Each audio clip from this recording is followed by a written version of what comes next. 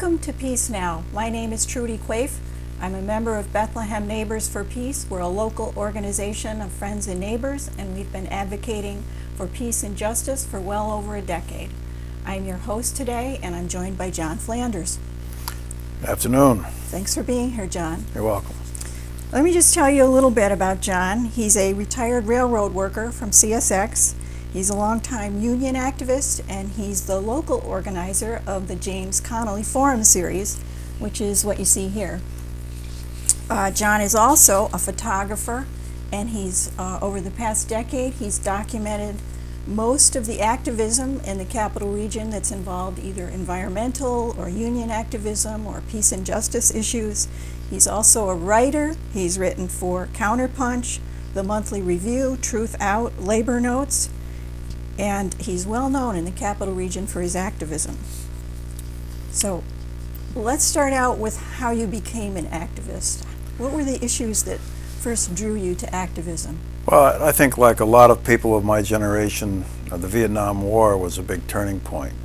I wasn't drafted. I didn't have to go because I flunked my physical, bad eyes, and I can barely see without these glasses on, and bad feet. But you know, for our generation, that was a real eye opener in terms of what the U.S. was all about in terms of its foreign policy and the horrifying reality of Vietnam, the daily body counts, all the rest of it really woke us up, some of us anyway. And I got involved in the anti-war movement when I was in Boston, and then eventually joined the Socialist Workers' Party there, which at the time was led by Peter Camejo, which a lot of people may have heard of, and was really a going concern at that time. The party played a big role in the anti-war movement in Boston, which was huge. I mean, it was a huge student center. It was 1969, 1970, 71, 72,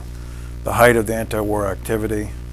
I was involved in helping to organize probably still the biggest demonstration in Washington history, although lots of different groups claim that mantle. But the April 24th, 1971 anti-war protest where the vets threw their medals over the wall and all the rest of it was immense. I think we organized more than 50 buses just from the group I was involved with in Boston.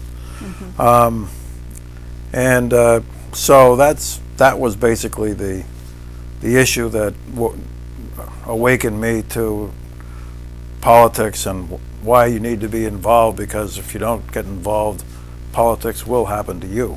I think a lot of people don't realize that. Right. I think politics doesn't have anything to do with them. Right. But everybody gets a wake-up call now and then, though. If they're paying attention. Right. Even if they're not sometimes. Okay, so let's talk about the issues you're working on now. I know that the James Connolly Forum is something that you've worked really hard on over the past few years. You're also involved in the Troy Area Labor Council and union activities with railroad workers. Right. Well, I'll start with the last. I retired from the diesel shop at CSX down in Selkirk in 2013. That dates me, I guess. Still not used to being in the 21st century. But yeah, and during that time, I was active in the Machinists Union. I served as its president for about 5 years.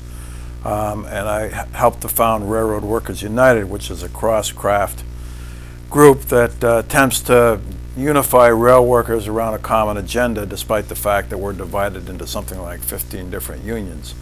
And I'm happy to say that Railroad Workers United is pretty much taken off as a group now, with some influence in the workforce, has a Facebook page with more than 5,000 members actively participating in it.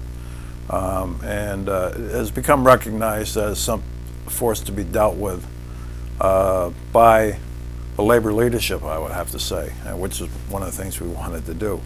What were the other questions that you? The other organizations that you're working. Well, with right yeah, now. I'm currently a vice president of the Troy Labor Council, which will probably be my last hurrah in terms of organized labor, because I am retired and I think it's wrong at this point for labor councils to be dominated by retirees, which is a bit of a problem in this area at the moment. But it's a problem for organized labor, actually, because the jobs have shrunk so much that young people aren't being able to get hired the way they used to, in a union job. And the Connelly Forum you asked about? Well, that got started back in 2011 when the former Oakwood Presbyterian Church in Troy was turned into a community center.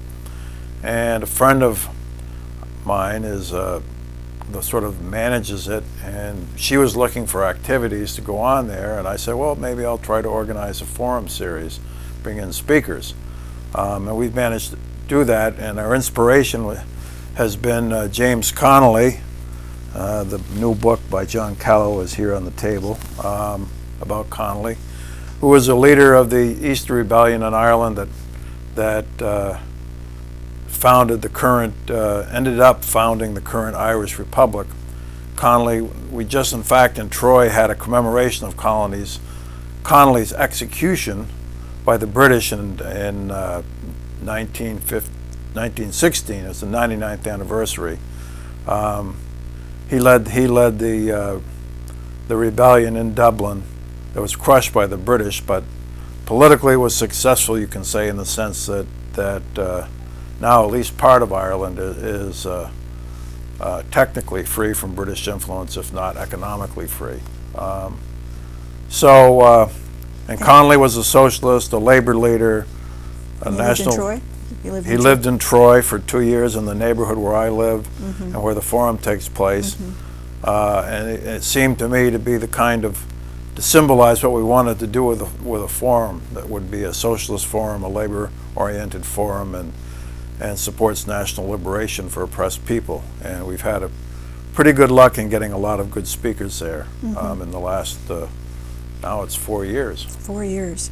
I wrote down a couple of the memorable speakers that I thought of. I don't know if you want to comment on any of these. One of the highlights for me was Vijay Prashad, who I think is just outstanding, but also Howie Hawkins, Jody Dean, Jane Guskin, Steve Early, Sean Sweeney, Barbara Garson, Jeffrey Perry, and many more. Every one of them has just been an outstanding speaker. I really think puts Troy on the map in terms of. Well, we'd like to think so. Yeah. Yes, Vijay Prashad is a particular favorite, I think, of the forum. He was our first speaker, and we've had him back a couple times. He's magnificently eloquent, and his knowledge of the situation, particularly in the Middle East, although he's from India and is very involved in Indian politics as well, is outstanding. And if he ever comes back, which I imagine at some point he will, people don't want to miss Vijay. No, he's not to be missed. No. Yeah. But yes, we've been lucky in getting a lot of good speakers, and we hope to continue this program as long as we can. I'm in the process now of trying to get some younger people involved, because I'm not getting any younger, and I'd like to see the forum series continue, even if I'm not able to play the role I've played in the past. Can you give us the names of any of the future speakers that may be coming up? Well, I understand this is a taped show, so yes, we're having Steve Elner back to talk about Venezuela. We're having Bhaskar Sankar from Jacobin magazine, which is becoming one of the most best-known left-wing socialist journals, come in later in June this year. And we've got one bit of news is that it's possible we may get Matt Taibbi from Rolling Stone in the fall. That would be just great. In October. So keep your eye out for that. If you Google the James Connolly Forum on the internet, you'll find both our Facebook page and our web page. And I would mention on the web page there's not every forum, but now we are trying to videotape every forum. If you're interested in any of these speakers that Trudy talked about, that you talked about, You can check it out there. Okay. Well, that sounds good, and there's a lot to look forward to. I hope so. Let's talk a little bit about labor unions. I know you've spent years as a labor organizer, 25 years as a railroad machinist with CSX. I'm assuming you were involved with the unions all that time. Briefly, could you tell us why union organizing is important and why labor unions matter? Well, yeah, my history in the labor movement dates back to the 70s, and I have to say there has been some victories, but probably more defeats. It's not been a great time for labor. But why? And I've been in a number of unions, not just the machinist union. I've been a Teamster, been in AFSCME, been in the steel workers.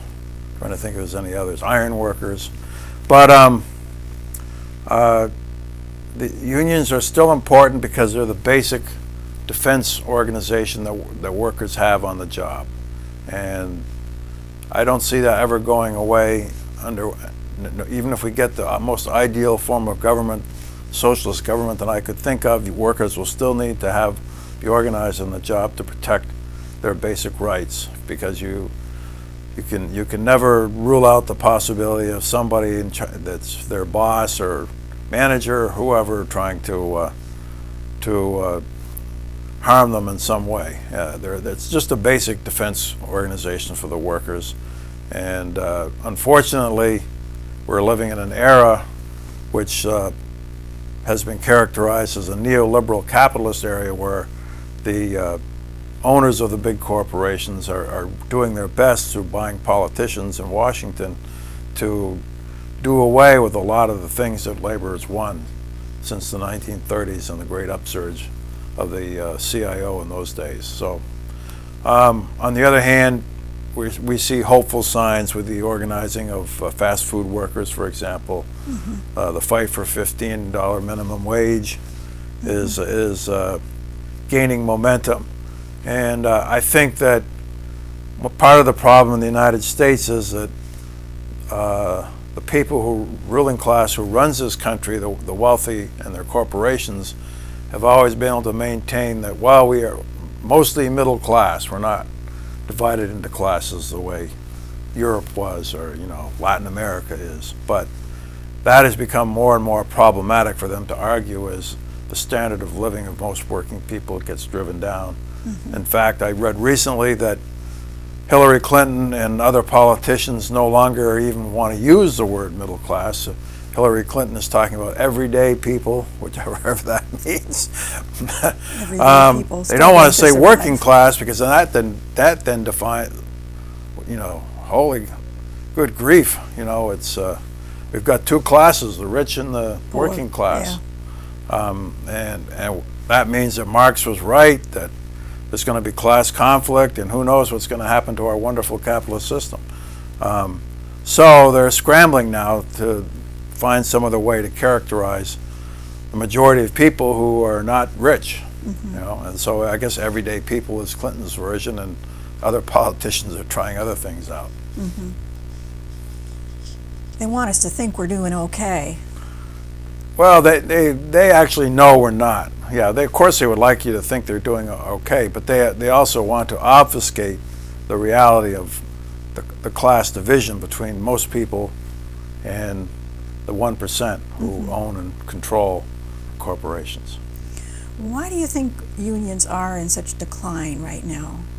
I know that's a big question. Well, that is a very big question. How about a 1-minute answer? A 1-minute answer? I mean, I explain, that they're under assault by the system. If a factory can be moved to a low-wage country, it will be moved, or it'll be moved down south where their unions are weak. On the other hand, the unions who got kind of fat and happy in the 50s and 60s tend to be dominated by people who make large salaries and who are quite conservative and see the only way to keep the dues rolling in is to placate the bosses by making concessions, no matter how that hurts the rank and file person on the shop floor, in order to maintain their dues base. And we've seen that in cases like the Boeing situation out in Washington and other situations.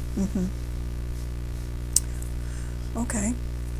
That was about 1 minute, right? That was about 1 minute, yeah. Okay. Although there do seem to be certain areas where we are making progress, like you mentioned the $15 an hour wage. That really seems to be catching on, and so there are signs of hope.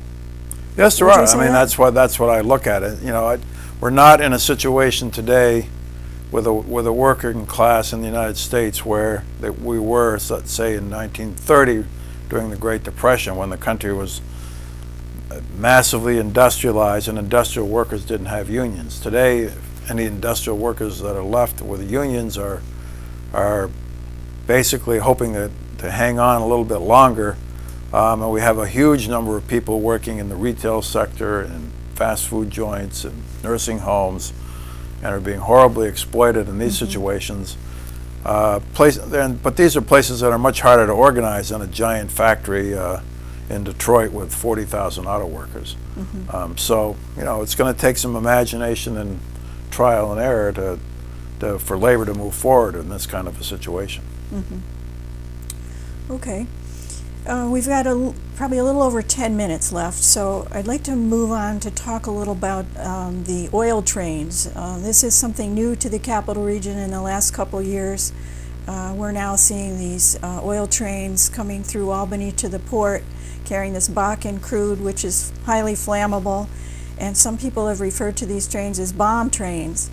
And I think just about everybody that lives in the Capital Region must be aware of it, because if you drive down 787, they're right there for us all to see.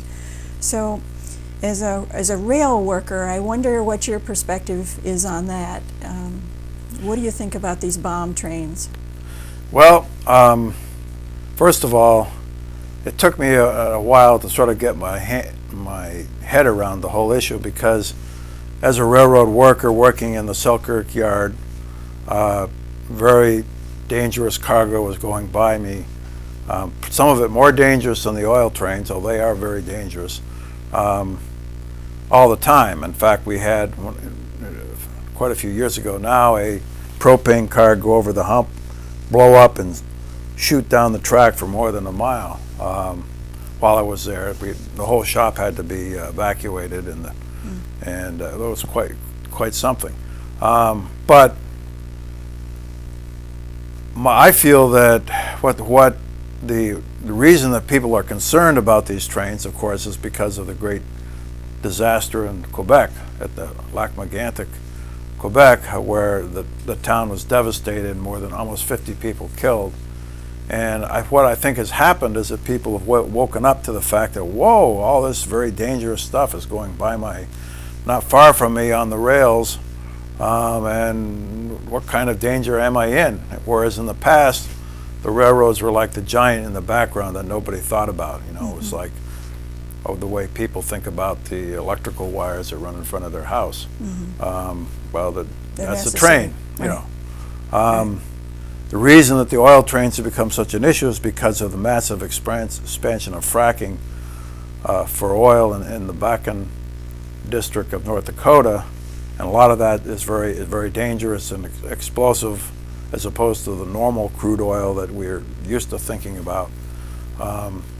And people become much more aware of the fact that it is dangerous, and there's so much of it being pulled now, the thousands of percentage increase in oil trains, which was never really a huge cargo for freight railroads, has now become almost predominant.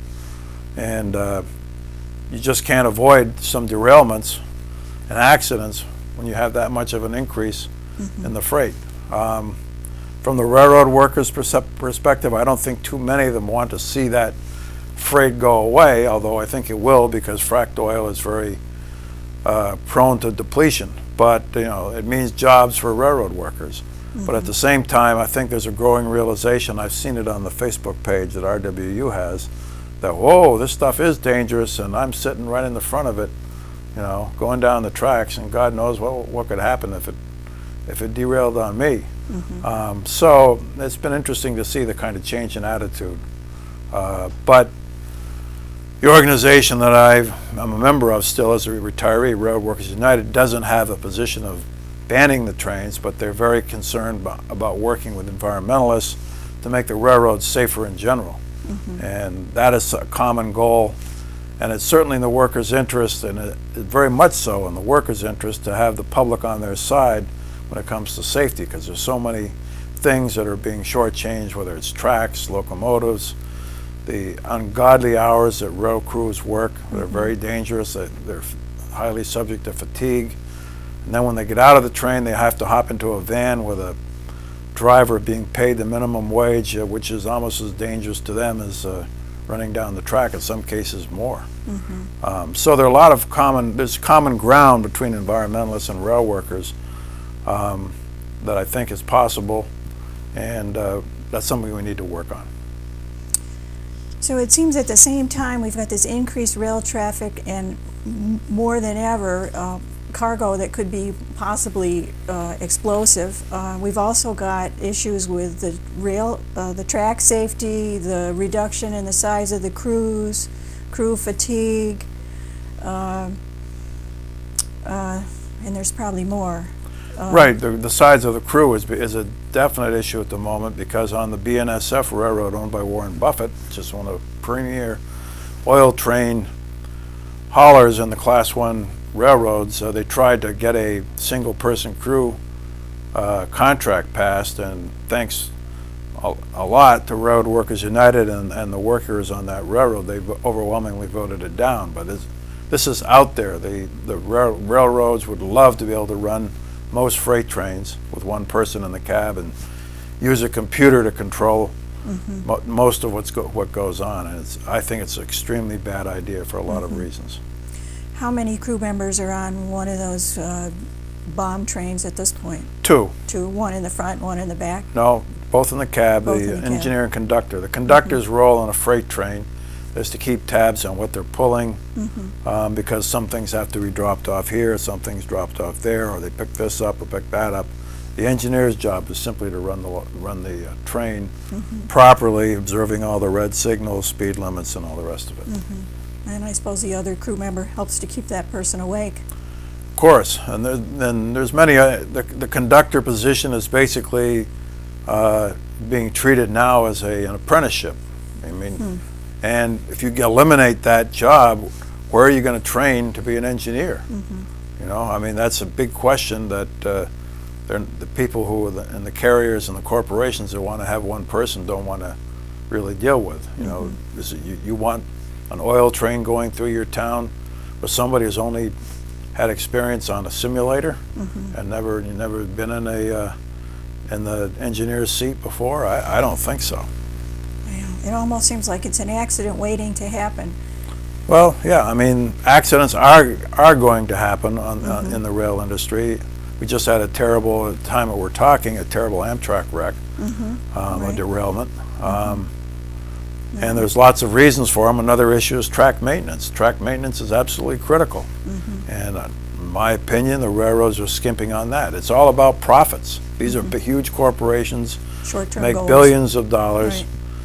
Freight is a very, very profitable industry as opposed to passenger rail. And Amtrak is underfunded by Congress, so you know you have to wonder what's going on with the Northeast Corridor and those rails.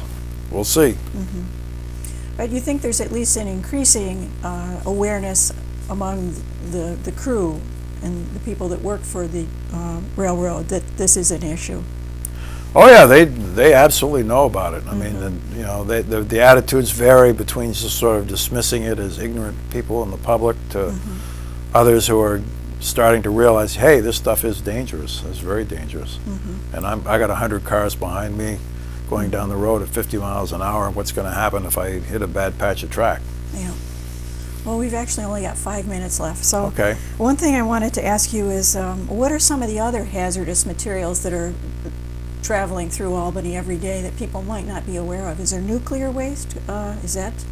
It's very possible. I don't. Selkirk is 10 miles south of Albany. That's the main transition point. And from the Selkirk Yard connects Montreal, Boston, New York City, Chicago, and it's a major hub. There's thousands of cars that go through there every day, and dozens of trains pull out of there. And anything from nuclear waste to garbage to propane, sulfuric acid, hydrochloric acid, ammonia, all kinds of nasty stuff goes by rail. It's the safest way to pull it. You don't want trucks pulling this stuff. It's much safer.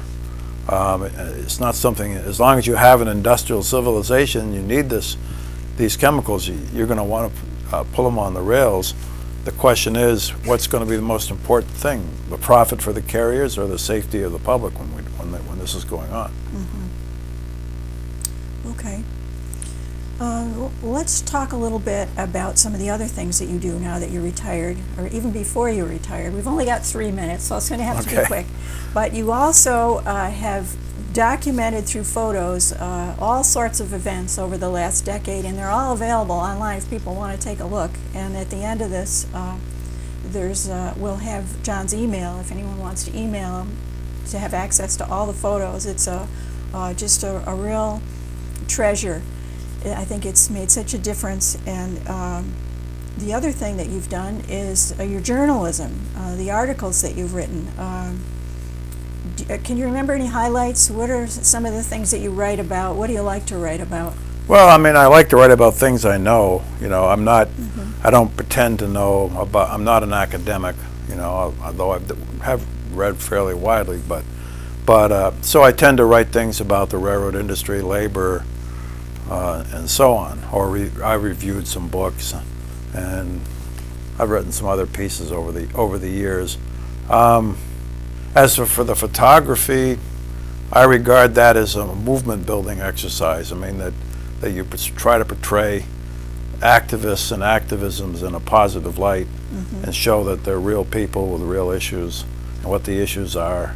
And, you know, and my goal in any documentation of an action is to try to show a critical moment that explains why they're doing what they're doing and what the issue is. Well, you've done an outstanding job of that over the years. Everyone looks forward to seeing your photos, and they're always just great. Well, thank you.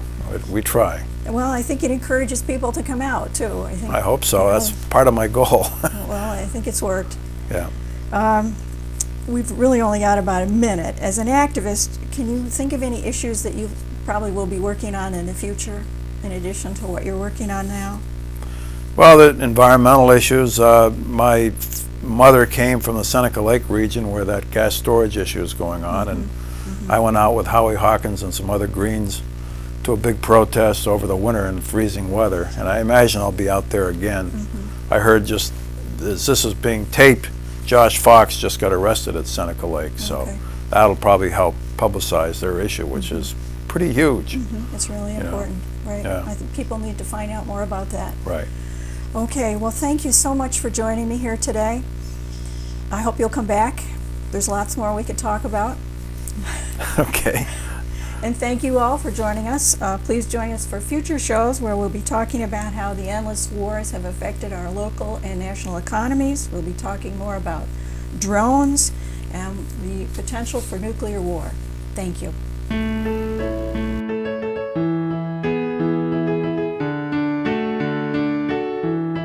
Bring them home, bring them home, bring our parents, our children home, from the dust of Afghanistan back to our arms, bring them home. Bring them home, bring them home, bring our sons and our daughters home, from the ghettos of Baghdad back to our arms, bring them home. Bring them home, bring them home, bring our brothers, our sisters home, from Nasiriyah back to our arms, bring them home. Bring them home, bring them home.